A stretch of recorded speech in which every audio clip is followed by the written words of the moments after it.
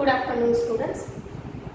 आज आपण या ठिकाणी BA second year BA SY चा होम सायन्स जो सब्जेक्ट आहे त्याच्यामधला पेपर नंबर 6 वस्त्रशास्त्र याच्यातला आपण आज इथे युनिट 3 जो आहे तो सुरू करणार आहोत. या युनिट 3चे नाव आहे वस्त्र रंगाई आणि छपाई. वस्त्र रंगाई आणि छपाई. तर आपण आतापर्यंत तंतूपासून कापडाच्या नंतर त्याच्यावरती परिसज्जेच्या प्रक्रिया म्हणजे कापड व्यक्तीला आवडेल अशा पद्धतीने तयार होण्यासाठी किंवा त्याला त्या पद्धतीने करण्यासाठी त्याच्यावरती वेगवेगळ्या परिसज्जेच्या प्रक्रिया केल्या जातात. तर अशा पद्धतीने आपण 2 युनिट जे आहे म्हणजे पहिलं युनिट आहे वस्त्रतंतूची मूलतत्वे किंवा तंतूची मूलतत्वे. हा पहिला युनिट आपण घेतलेला आहे, पहिलं प्रकरण आपण घेतलेलं आहे. आणि दुसरं प्रकरण म्हणजे परिसज्जेच्या प्रक्रिया किंवा परिसज्जा. याच्याबद्दलची सगळी माहिती जी आहे ती आपण पॉईंटच्या हिशोबाने कंप्लीट केलेली आहे. आजच्या या तासिकेमध्ये आपण आपला 3रा युनिट जो आहे तो म्हणजे वस्त्र रंगाई आणि वस्त्र छपाई याच्याविषयी आपण आता बोलणार आहोत किंवा हा युनिट जो आहे तो आपण सुरू करणार आहोत. तर शरीर विभूषणासाठी जसं आपण बघितलं की आधी मानव काळामध्ये लोक झाडाची पाने, जनावरांची कातरे याच्यापासून बांधून शरीराला संरक्षण देत होते किंवा ऊन वारा पाऊसपासून स्वतःच्या शरीराचं संरक्षण करत होते. तर शरीर विभूषणाची आवड जी आहे म्हणजे त्याच्यामधला इंटरेस्ट जो आहे, रुची जी आहे ती मानवाला अगदी पूर्वीपासून म्हणजे सुरुवातीपासून त्याला ही रुची आहे. पूर्वीच्या काळामध्ये मानव आपल्या शरीराला अणकुचीदार दगड आणि सुयांनी टोचून शरीर विभूषित करत असे किंवा सुशोभित करत असे. त्याला म्हणजे आज सुद्धा ही पद्धत अस्तित्वात आहे. त्याला मॉडर्न नाव जे आहे ते म्हणजे टॅटू. पहिले याला दगड आणि सुयांनी करत होते. त्याच्यानंतरच्या काळामध्ये एक मशीन आलं होतं, त्याला सुई असायची, त्याला गोंदन नाव असं होतं. त्या प्रकाराला गोंदन असं म्हणत होते. आणि आत्ता हा त्याच्यातलाच आधुनिक प्रकार म्हणजे टॅटू आहे.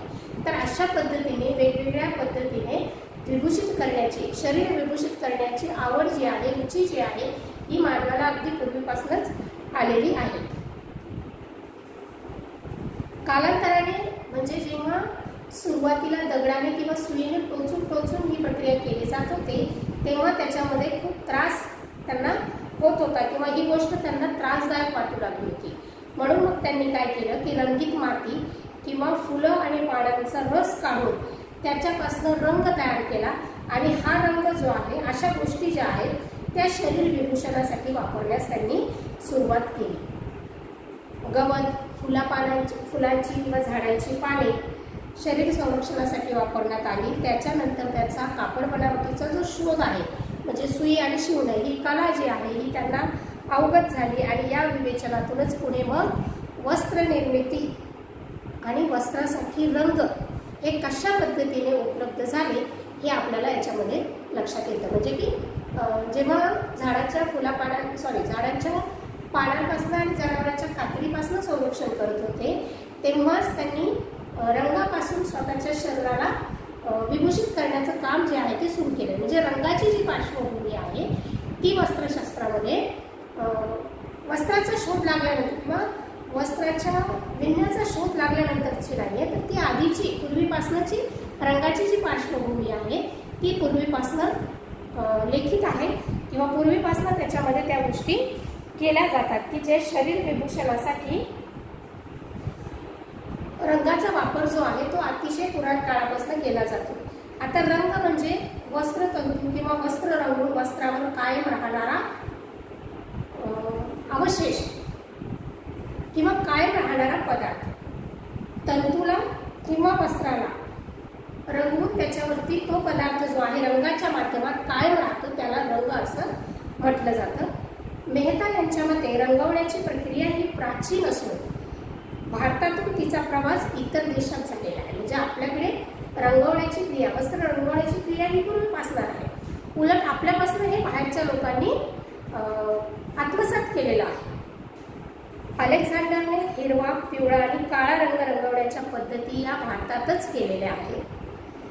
रंगवणे ही परिसज्जेची शेवटची प्रक्रिया किंवा शेवटची पायरी असं त्याला म्हटलं जातं. कापड रंगवल्याने त्याचे सौंदर्य मूल्य वाढतं आणि रंगाच्या प्राप्ती स्थानाप्रमाणे त्याचं जे काही क्लासिफिकेशन केलं जातं. म्हणजे रंगवणे, वस्त्राला रंगवणे ही परिसज्जेची सर्वात शेवटची प्रक्रिया किंवा मार्केटमध्ये कपडा उतरवण्यापूर्वीची शेवटची पायरी, ज्याच्यामुळे वस्त्राचं मूल्य वाढतं, सौंदर्य वाढतं आणि त्याचा जो मार्केट व्ह्यू आहे म्हणजे लोकांचं त्या रंगाकडे आकर्षण जे आहे ते त्या ठिकाणी निर्माण होतं. म्हणून ही जी प्रक्रिया आहे, रंगवण्याची जी प्रक्रिया आहे ही अतिशय महत्त्वाची आहे, ज्याच्यामुळे व्यक्तीच्या किंवा ग्राहकाच्या पसंतीला उतरण्याचं मूल्य जे आहे ते कपड्यामध्ये निर्माण होत असतं. म्हणून साधारणपणे रंगवण्याची जी प्रक्रिया आहे ही भारतामध्ये अतिशय जुनी आहे किंवा पूर्वीपासून, आणि भारतापासून ही बाहेरच्या लोकांनी आत्मसात केलेली आहे. काही रंग जे होते ते भारतातच वापरले जात होते किंवा भारतातच त्या पद्धतीचा शोध अलेक्झांडर नावाच्या व्यक्तीने लावलेला आहे. तर अशा पद्धतीने जेव्हा आपण रंग हे जे बघतोय, आपण सुरुवातीच्या भागामध्ये बोलताना बोललो की हे जे रंग आहे हे कसे तयार होत होते, तर मातीपासून, म्हणजे जी काही माती आहे वेगवेगळ्या रंगाची, जसं आपल्याकडे लाल रंगाची माती असते, पिवळ्या रंगाची माती असते, पांढऱ्या रंगाची माती असते. तर या मातीपासून सुरुवातीला रंग तयार केले जाऊ लागले. त्याच्यानंतर झाडांच्या पानांचा रस किंवा फुलांचा रस किंवा त्याच्यावर वेगळी प्रक्रिया किंवा त्याला भिजत घालून त्याला उकळून अशा पद्धतीने काही रंग तयार केले जाऊ लागले. आणि पहिले ते शरीर विभूषणासाठी वापरले जात होते, परंतु जेव्हा वस्त्राची निर्मिती झाली आणि वस्त्रावरती रंगाची गरज जेव्हा निर्माण झाली तेव्हा त्याच्यातील काही रंगांचा वापर जो आहे तो वस्त्र रंगाईसाठी केला जाऊ लागला. मग आता ही जी वस्त्र रंगाईची प्रक्रिया आहे ही प्रक्रिया समजून घेण्यापूर्वी आपल्याला रंग म्हणजे काय हे माहिती असणं आवश्यक होतं. म्हणून आपण रंगाची व्याख्या बघितली की रंग म्हणजे असा पदार्थ जो कपड्यावरती कायम स्वरूपाचा राहतो, म्हणजे कपडा फाटेपर्यंत किंवा कपड्याचं आयुष्य संपेपर्यंत तो त्या कपड्यावरती कायम स्वरूपाचा टिकणारा पदार्थ म्हणजे रंग होय. मग आता हे जे काही रंग आहेत हे आपल्याला कसे मिळतात, तर याच्यासाठी आपल्याला रंगाचं वर्गीकरण जे आहे हे बघणं गरजेचं आहे की ज्याच्यामुळे आपल्याला लक्षात येईल की मानवनिर्मित रंग कोणते आहेत किंवा नैसर्गिक रंग कोणते आहेत. मग नैसर्गिक रंगामधनं आपल्याला पुन्हा वनस्पतीपासून मिळणारे रंग कोणते आहे, प्राण्यांपासून मिळणारे रंग कोणते आहेत. तर अशा स्वरूपाचं एकंदर वर्गीकरण जे आहे ते सुरुवातीला आपल्याला अभ्यासणं गरजेचं आहे. तर आपण सुरुवातीला बघूयात की रंगाचे वर्गीकरण. तर रंगाचं वर्गीकरण पाहत असताना मूळ याचं वर्गीकरण जे आहे ते दोन भागामध्ये विभागलं जातं. एक म्हणजे नैसर्गिक रंग आणि दुसरं म्हणजे कृत्रिम रंग. नैसर्गिक रंग याला नॅचरल डाईज म्हणतात आणि दुसरं म्हणजे कृत्रिम रंग याला सिंथेटिक डाईज असं म्हटलं जातं. तर हे जे काही नैसर्गिक रंग आणि कृत्रिम रंग हे दोन भाग जे आहेत ते रंगाच्या वर्गीकरणामध्ये मोडतात किंवा रंगाचं वर्गीकरण मूळ दोन भागामध्ये केलं जातं. आता नैसर्गिक रंगांमध्ये काय काय आहे, तर नैसर्गिक रंगांमध्ये पहिलं म्हणजे वनस्पतीचे रंग. नैसर्गिक रंगाचे पुन्हा तीन पद्धतीने वर्गीकरण केलं जातं. पहिलं वनस्पतीचे रंग,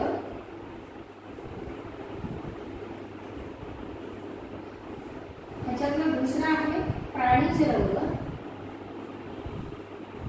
आणि 3 नंबर आहे खनिज रंग.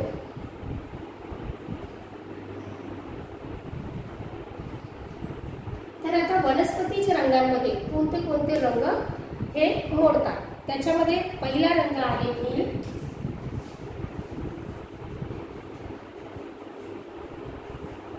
दुसरा रंग आहे alizarin,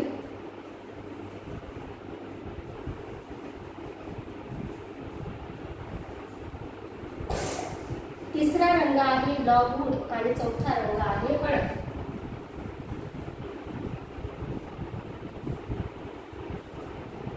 हे जे 4 रंग आहेत हे वनस्पतीपासून तयार केले जातात.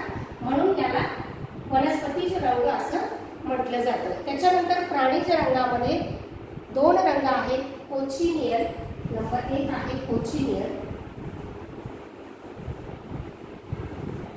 आणि 2 आहे टायरिन जांभळा. हे रंग तयार होण्यासाठी प्राण्यांचा अंतर्भाव म्हणजे प्राण्यांपासून हे 2 रंग जे आहेत ते तयार केले जातात. कोचिनियर आणि टायरिन पर्पल किंवा जांभळा. त्याच्यानंतर आहे धातूजन्य रंग किंवा खनिज रंग.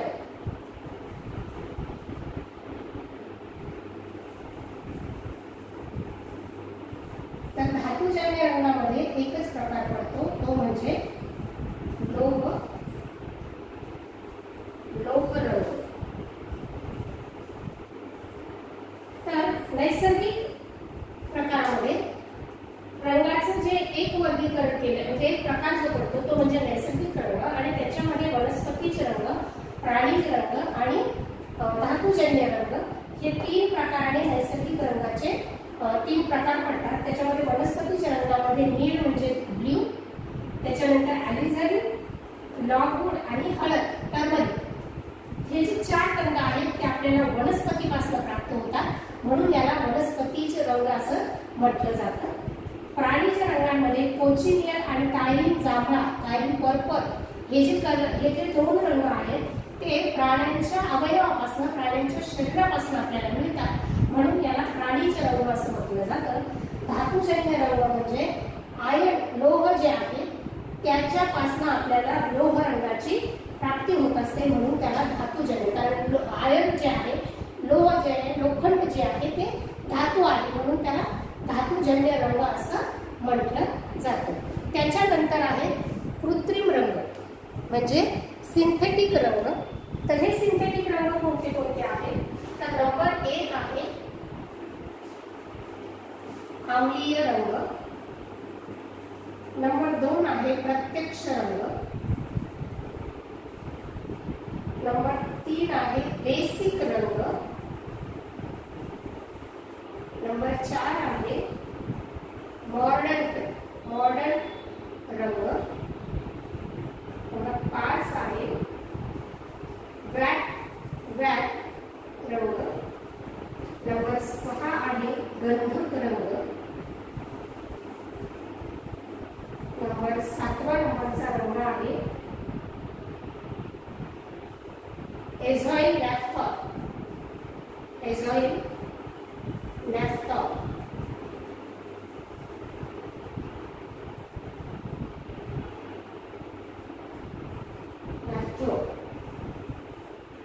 डिस्पर्स 8 नंबरचा आहे डिस्पर्स रंग आणि 9 आणि शेवटचा रंग आहे रंगकण. तर साधारण कृत्रिम रंगामध्ये किंवा कृत्रिम पद्धतीने तयार केल्या जाणाऱ्या रंगांमध्ये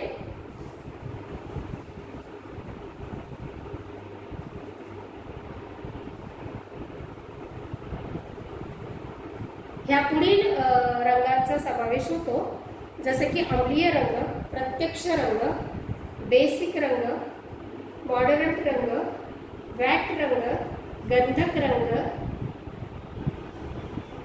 एझाइल नॅफ्थॉल रंग, डिस्पर्स रंग आणि रंगकण.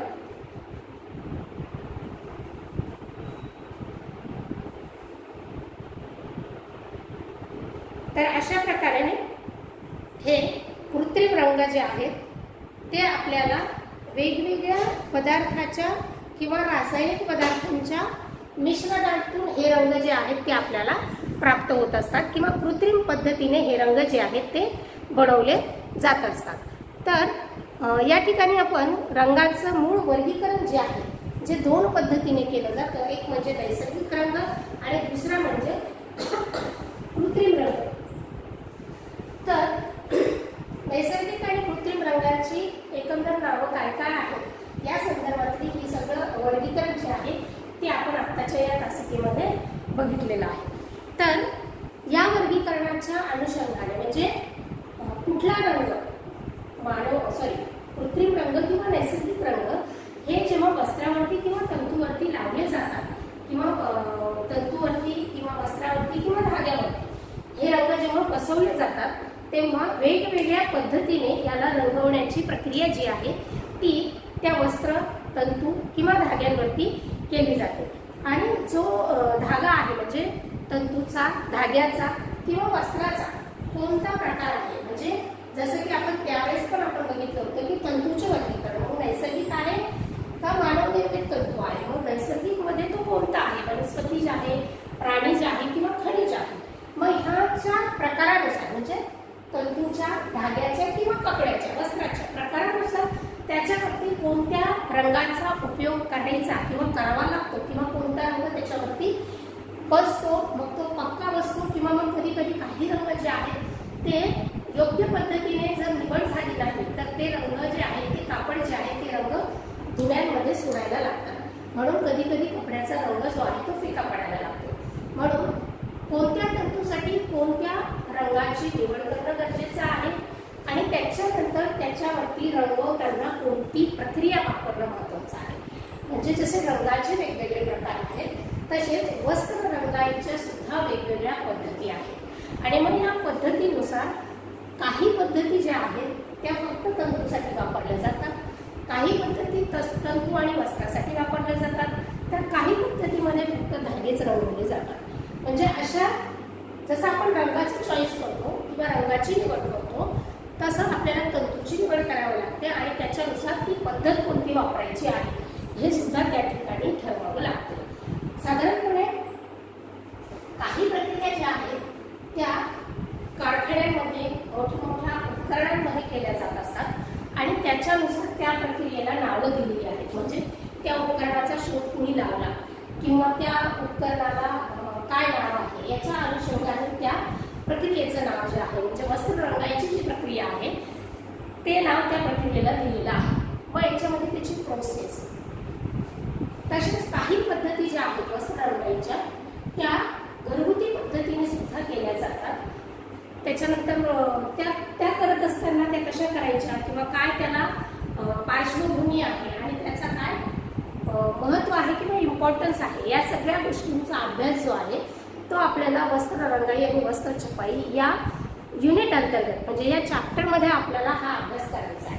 म्हणून फक्त आपण आता या ठिकाणी रंग म्हणजे काय हे बघितलंय, रंगाचं वर्गीकरण बघितलंय, पण वर्गीकरणामध्ये जे काही आपण आता बघतो आहोत लीड, ॲलिझरी, लॉगवूड, ही नावं जी आहेत ही नावं म्हणजे आपल्याला त्याच्या स्रोत आहे, त्याचा उगम आहे किंवा त्याची प्राप्ती आहे, तर ती प्राप्ती आपल्याला कशी होते, त्याचं रंगात रूपांतर कसं केलं जातं आणि त्याचं वस्त्रावरती ॲप्लिकेशन कसं केलं जातं या संदर्भातली एकंदर माहिती जी आहे ती आपल्याला या युनिटमध्ये शिकायची आहे। आजच्या या युनिटमध्ये आजच्या या तासिकेमध्ये आपण रंग म्हणजे काय आणि रंगाचं वर्गीकरण या दोन मुद्द्यांचा अभ्यास या ठिकाणी आपण केलेला आहे।